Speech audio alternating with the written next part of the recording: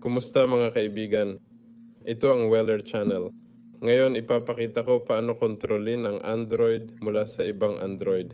Una, i-download ang Android Remote Access sa telepono. Buksan ito.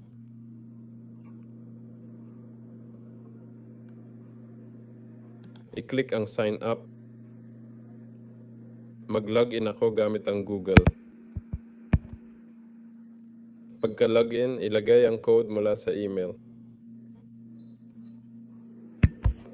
Mag-login, bigyan ng access, i-click ang OK.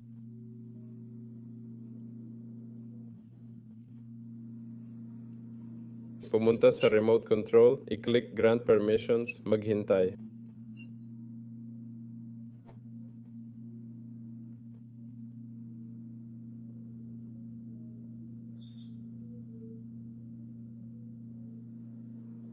Kailangan mo rin itong programa, ang AirDrop Control Add-on.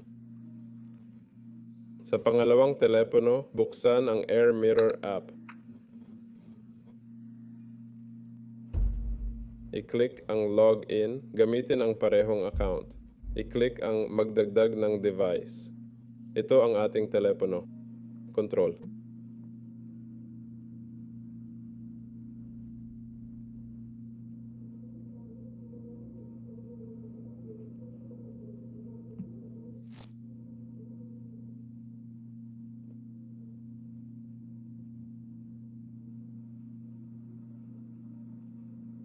Aha.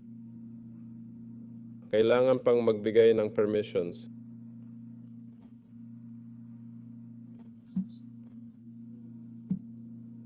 Bumalik tayo.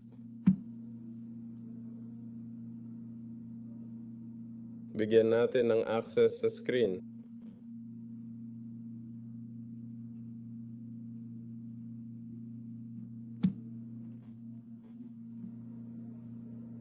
Pwede nang subukan ulit lahat.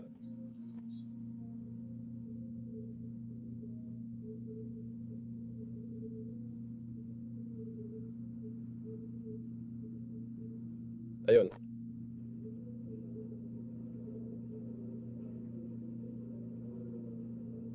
Maghintay. Ayun, nakakonekta na tayo. Iyon lang ang kailangan. Ako si Weller. Paalam sa lahat.